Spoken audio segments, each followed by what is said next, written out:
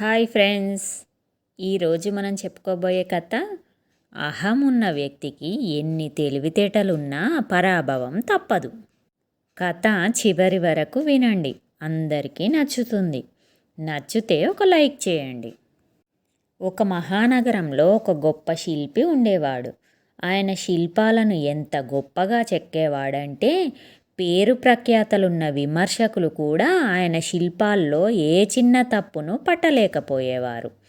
ఆయన చెక్కిన శిల్పాలున్న పెద్ద గదిలోకి వెళితే అవన్నీ ప్రాణమున్న వాటిలాగా మనకు పక్కన ఉన్నట్టు, మనకు చెయ్యి అందిస్తున్నట్లు, మనతో మాట్లాడుతున్నట్లు సజీవంగా ఉండేవి.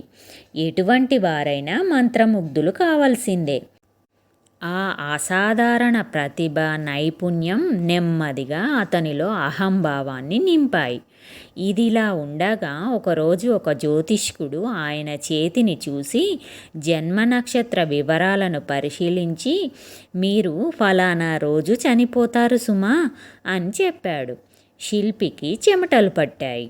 ఆయన ఇలా అనుకున్నాడు, నేను బ్రహ్మలాంటి వాడిని కదా. బ్రహ్మ మనుషులను సృష్టిస్తే ఆ రూపాలకు నేను ప్రతిరూపాల్లా అనిపించే శిల్పాలు సృష్టిస్తాను. కాబట్టి నేను అపరబ్రహ్మ అవుతాను. మృత్యువు వచ్చిన రోజున నాలాగే ఉన్న మరో 7 శిల్పాలను చెక్కి ఉంచుతాను. అప్పుడు మృత్యుదేవత ప్రాణమున్న శిల్పి ఎవరో, బొమ్మ ఏదో కనుక్కోలేక వెళ్ళిపోతుంది. నేను మృత్యువుకి దొరకను అని ఉపాయం పన్నాడు. అచ్చు తనలాగా ఉన్న శిల్పాలు 7 చెక్కి మృత్యుదేవత వచ్చే రోజున ఒకదాని వెనక దాక్కున్నాడు. మృత్యుదేవత ఆ గదిలోకి వచ్చింది. శిల్పి శ్వాసను కూడా పూర్తిగా నియంత్రించి కదలకుండా నిల్చున్నాడు. దేవత వెతుకుతూ వస్తోంది. ఊపిరి బిగపట్టి చూస్తున్నాడు శిల్పి. ఇక కనుక్కోలేదులే అని అనుకున్నాడు. శిల్పి ప్రతిభకు మృత్యుదేవత ఆశ్చర్యపోయింది. ఎంత ప్రయత్నం చేసినా జీవి ఎవరో, శిల్పమేదో కనుక్కోలేకపోయింది. ఇక తన వల్ల కాదని వచ్చిన దారినే వెళ్ళిపోవాలనుకొని వెనుతిరిగింది. శిల్పి ఆనందానికి అవధులు లేవు.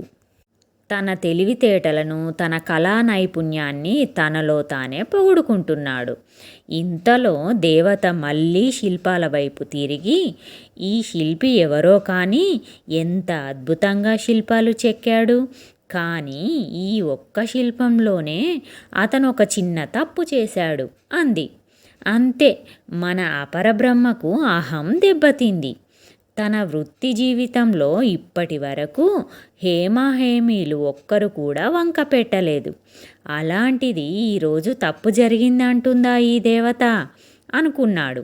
వెంటనే తాను దాక్కున్నాడు అన్న సంగతి కూడా మర్చిపోయి కోపంతో, ఏది ఎక్కడుంది, తప్పు చూపించు, అంతా చక్కగా ఉంది కదా, ఏ తప్పు లేదు అనేశాడు. అప్పుడు మృత్యుదేవత నవ్వుతూ, నాకు తెలుసు అందులో ఏ తప్పు లేదని, కానీ నిన్ను గుర్తించడానికి చెప్పానంతే. నేనేమీ నిన్ను పట్టుకోలేదు, నీకు నువ్వే పట్టుబడ్డావు. ప్రాణాధారమైన నీ శ్వాసను కూడా నియంత్రించగలిగావు, కానీ నీ అహంభావాన్ని మాత్రం నియంత్రించలేకపోయావు. చివరకు అదే నిన్ను పట్టించింది అని ఆయన్ని తీసుకెళ్ళిపోయింది. మనం పెంచుకునే అహంభావం అంత ప్రమాదకరమైంది. అది సత్యాన్ని చూడనివ్వదు, వాస్తవాన్ని తెలుసుకోనివ్వదు. మనం అనుకున్నదే సరైంది, ఇతరులదే తప్పు అని మనం అనుకునేలాగా చేస్తుంది. నెమ్మదిగా అది స్వార్థానికి దారితీసి, నేను బాగుంటే చాలు, నా కుటుంబం బాగుంటే చాలు అనుకుంటాం. స్వార్థం ప్రకృతి విరుద్ధం. దైవం నుండి మనకు అందాల్సిన అనుగ్రహాన్ని అడ్డుకునే దెయ్యం స్వార్థం. మీరు గమనించారా? అహంభావం అనే పదంలోంచి అహం తీసేస్తే మిగిలేది భావం, అంటే అర్థం. అర్థమైతే అనర్థం జరగదు. ఇది ఫ్రెండ్స్ ఈరోజు కథ. కథ నచ్చితే లైక్ చేయండి, కామెంట్ చేయండి, సబ్స్క్రైబ్ చేసుకోండి.